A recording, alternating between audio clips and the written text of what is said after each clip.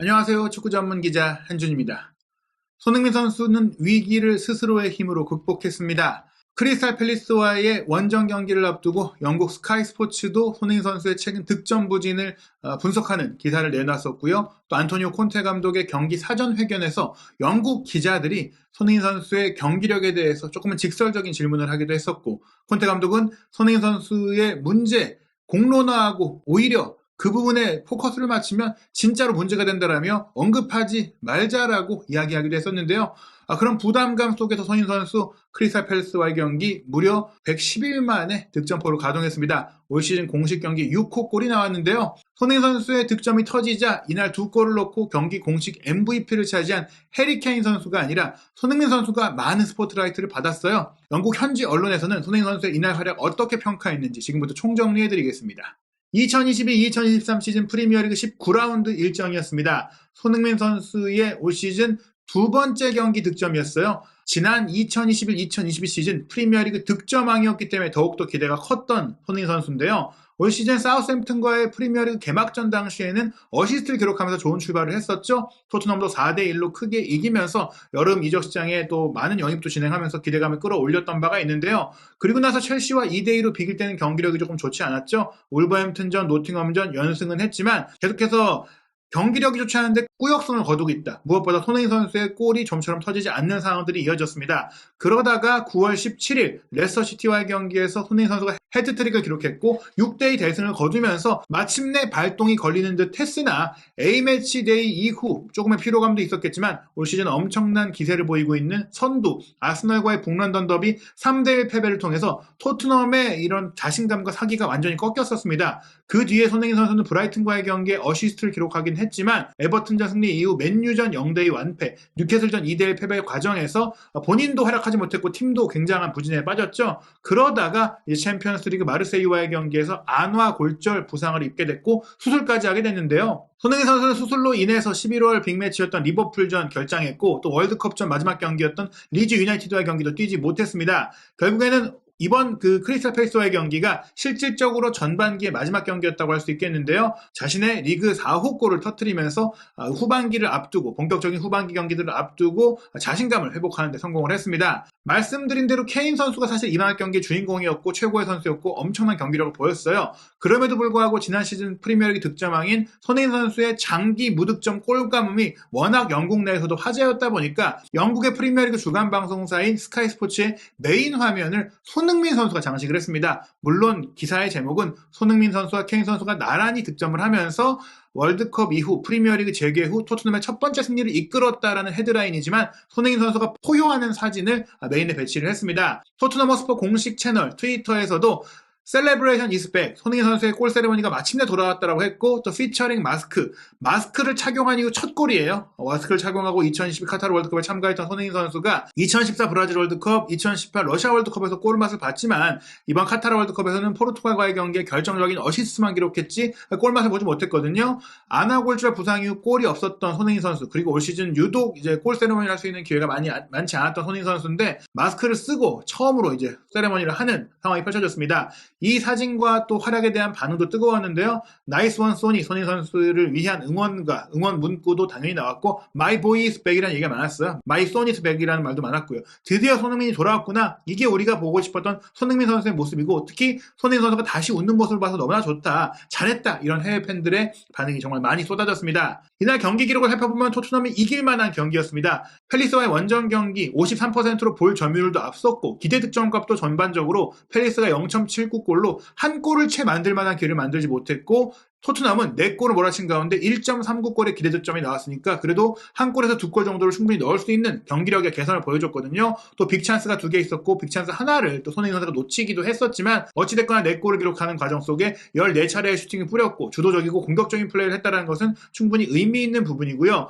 또 팰리스 역시 19개 슈팅이 있긴 했지만 박스 안에 들어가서 맞이했던 결정적인 기회의 숫자는 9대9로 같았어요. 여기서 흥미로운 기록 하나가 있는데 손흥민 선수가 이제 4대0을 만든 마지막 골을 넣었잖아요. 왼발로 득점을 했는데 이 득점 상황에서의 기대 득점 값이 0.05골로 5%밖에 안 되는 희박한 확률의 장면이었습니다. 이 득점 장면을 좀 소개해드리면 힐 선수가 앞으로 올라가서 손흥민 선수의 뒤쪽에서 공을 키핑하고 오히려 2선으로 빠져있던 미드필드 역할로 내려갔던 케인에게 공을 빼줬어요. 그러다 보니까 순간적으로 케인 선수에게 프리 찬스가 났고 손흥민 선수도 뒤로 빠져나가면서 공간을 확보할 수 있게 되는 힐 선수의 연계 능력이 굉장히 좋았는데 케인이 뒤로 빠져서 플레이하는 것에 대해서 상대 팀들이 다 준비를 하잖아요. 케인이 공을 받자마자 두 명의 팰리스 미드필드가 달라붙었지만 케인은 빠른 타이밍으로 손흥민 선수의 위치를 파악하고 논스톱으로 로빙 스루 패스를 보냈고 이 로빙 스루 패스를 손흥민 선수가 확보하게 되는데 잉글랜드 대표팀에 선발될 정도로 지난 시즌부터 좋은 활약을 펼치고 있는 마크 게이 선수가 사실은 손흥민 선수를 좋은 피지컬을 통해서 따라왔어요. 그런데 낙하지장을 포착하고 이 공을 경합하는 상태에서 손흥민 선수가 영리하게 몸을 쓰고 공을 키핑해내는 그런 플레이를 통해서 기회를 살려서 앞으로 달려들었고 끝까지 수비가 견제하는 와중에서도 왼발 슈팅을 골문 구석으로 연결했습니다. 물론 이 슈팅이 마크 게이의 발에 맞고 살짝 굴절되기는 했지만 이렇게 골키퍼를 마주한 상태에서의 기대 득점이 0.05골, 5%의 확률로 집계된 것은 수비가 근거리에 붙어서 계속 괴롭혀줬기 때문에 정확하게 슈팅하고 마무리하는 게 쉽지 않았거든요. 골키퍼도 각도를 잘 좁히고 있었기 때문에 쉽지 않은 골이었다고 볼 수 있겠습니다. 이런 어려운 골을 넣기도 했고 또 경기 내내 사실은 손흥민 선수가 득점기를 조금은 놓치긴 했어도 도어티 선수의 골을 실질적으로 어시스트한 장면을 포함한 풍부한 경기력을 보여줬고 또 이번 경기는 페리시치와의 동선 문제가 나오지 않도록 케인 선수의 오히려 오른쪽으로 페리시치와 먼 쪽으로 움직이면서 투톱에 가깝게 움직이는 그런 플레이를 펼쳤고 또 케인이 10번 역할을 평소처럼 해주고 위아래로 올라내려갈 때 손흥민 선수도 스트라이커 역할을 할 수 있게 움직였고 힐 선수가 오른쪽에서 사이드로 좀 벌려 움직이거나 스위칭을 활발하게 하면서 손흥민 선수가 고정되지 않는 플레이를 펼칠 수 있었습니다. 통계매체 폰몹도 그런 이유에서 이날 경기 두 골을 기록한 해리 케인 선수에게 평점 8.9점, 최고의 평가, 최고의 점수를 줬지만 손흥민 선수도 8.5점으로 두 번째로 높은 평가를 받았습니다. 손흥민 선수의 세부 기록을 살펴보면 일단 90분 풀타임을 소화하면서 한 골을 넣었는데 두 개의 슈팅을 기록해서 한 골을 넣은 것이었어요. 게다가 이 두 개의 슈팅이 한 차례는 1대1 상황이 막힌 것이긴 하지만 둘 다 정확하게 골대 안으로 갔던 100%의 슈팅 정확성, 손흥민 선수의 평소의 모습을 연상케 했고요. 한 차례의 기회 창출도 있었고 패스 성공률 83%, 공격수로서는 매우 높은 기록을 보여줬고요. 드리블 돌파도 6번 중에 2번을 성공하면서 33% 성공을 했고 두 차례의 태클 시도 중에 한 개를 성공하는 수비적인 기여, 여기에 가로채기 1번, 리커버리 9번, 수비적인 기록도 무려 11번의 액션을 통해서 상대 공격을 일찌감치 저지하고 빠른 쇼트 카운터를 통해서 토트넘이 경기를 주도할 수 있도록 했던 전방위적인 활약을 펼쳤고 아나 골절 부상이 있는 가운데도 점점 더 몸싸움에 대한 자신감과 두려움을 잊고 있잖아요. 11차례나 상대와의 공 경합을 벌였는데 그중에 5번 승리하는 또 결과를 내기도 했습니다. 히트맵을 보시면 아시겠지만 왼쪽 윙포워드로서의 역할도 있었지만 중앙, 우측, 2선 가리지 않고 많이 뛰었어요. 손흥민 선수가 조금 더 풍부한 움직임을 가져갈 수 있도록 콘테 감독도 어떻게 본다면 전술적인 지원을 해줬다고 볼 수 있겠는데요. 또 다른 통계 매체인 후스코어드닷컴은 두 골을 넣은 케인에게 9.3점에 매우 높은 점수를 주면서 스타맨으로 선정을 했고 손흥민 선수도 8.3점, 경기 내내 두 번째로 높은 평가를 받았습니다. 소파스코어의 평점은 조금 박했지만 소파스코어의 평점은 조금은 박했는데요. 해리 케인이 9.1점, 맷 도어티와 위고 요리스 골키퍼가 8.0점, 그리고 손흥민 선수는 7.2점이었습니다. 영국의 스카이 스포츠도 경기 후에 평점을 공개했는데요. 경기 최우수 선수는 당연히 선제골이자 결승골 그리고 두 골을 기록한 해리 케인 선수가 평점 8점을 받으면서 차지했고 손흥민 선수도 평점 7점이었으니까 케인 다음으로 좋은 평가를 받았다. 물론 많은 선수들이 토트넘이 이날은 좋은 평가를 받고 7점을 받긴 했는데 어찌됐거나 손흥민 선수가 다시금 팀의 빛나는 존재로서 인정을 받고 있는 상황이라고 볼 수 있겠습니다. 영국의 BBC 같은 경우에는 현지 거주하는 팬들을 대상으로 이제 평점 투표를 받아서 평균 평점으로 최고의 선수를 뽑는데 역시나 7.42점, 토트넘 선수 중에 유일하게 7점대 평점을 받은 케인 선수가 경기 최우수 선수로 선정이 됐고요. 교체 출전한 사르 선수가 지난 아스톤 빌라와의 경기에 이어서 또 한 번 좀 안정적인 경기를 펼치면서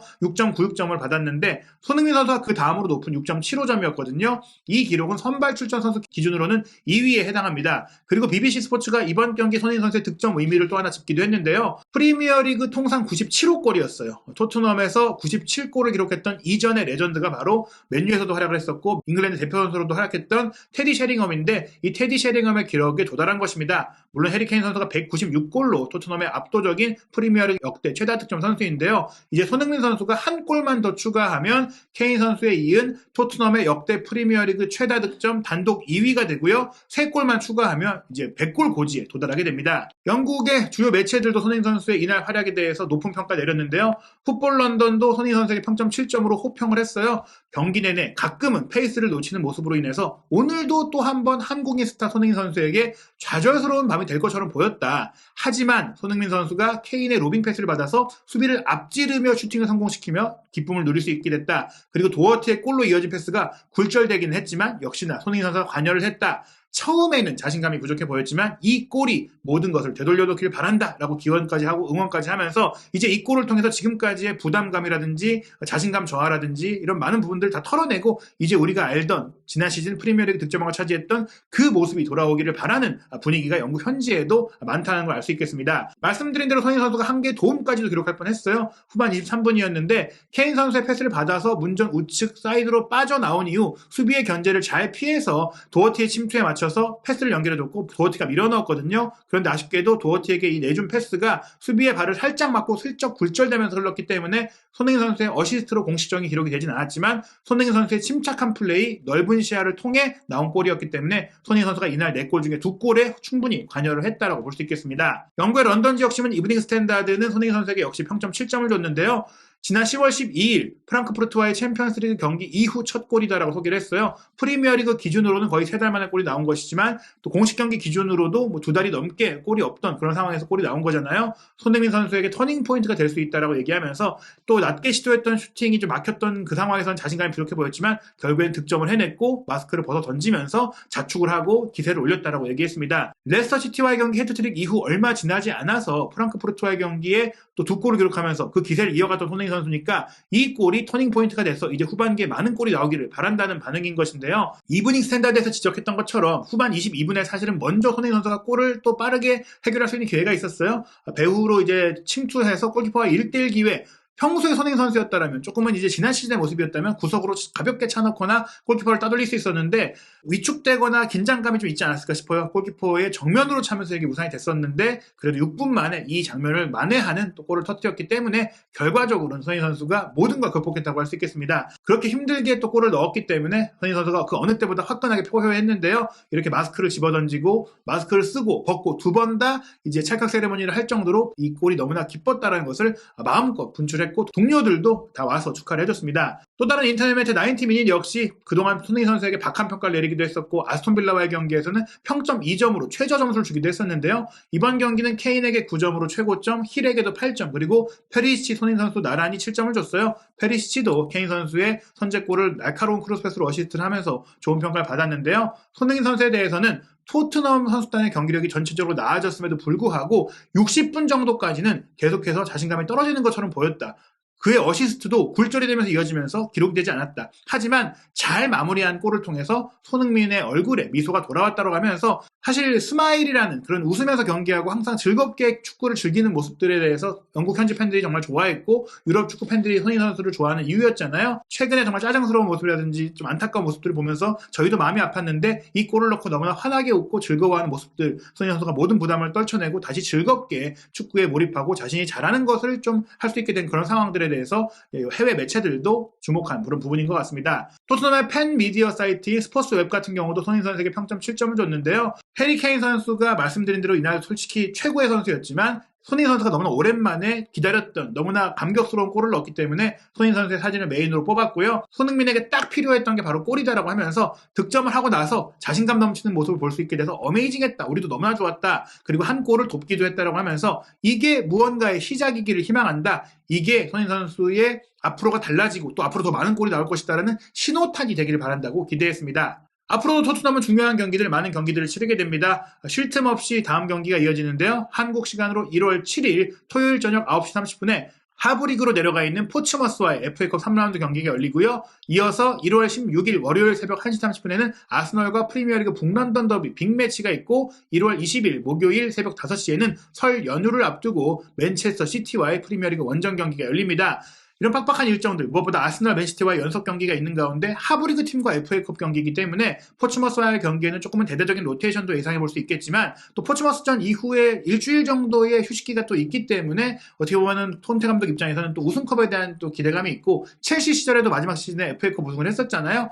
FA컵 2경기 역시 주력 선수를 완전히 쉬게 한다기보다는 어느 정도 로테이션을 가동하지만 손흥민 선수 역시 선발이든 교체든 어느 정도 시간을 가져가면서 연속골 흐름을 가져갈 수 있는 그런 기회가 주어질 것 같아요. 무엇보다 골이 계속 터지면서 자신감이 오르면 경기력이 좋아질 수 있는 손흥민 선수이기 때문에 하브리그 팀인 포츠머스를 상대로 또 출전을 해서 득점을 할 수 있는 그런 기회가 주어지지 않을까 싶은데요. 한준TV는 토트넘이 포츠머스와의 경기는 어떻게 준비하는지 그리고 팰리스와의 경기 이후 다양한 이야기들을 준비하고 있습니다. 한준TV 구독, 좋아요, 알림 설정을 통해 새롭게 나오는 콘텐츠들도 놓치지 않으시기 바랍니다.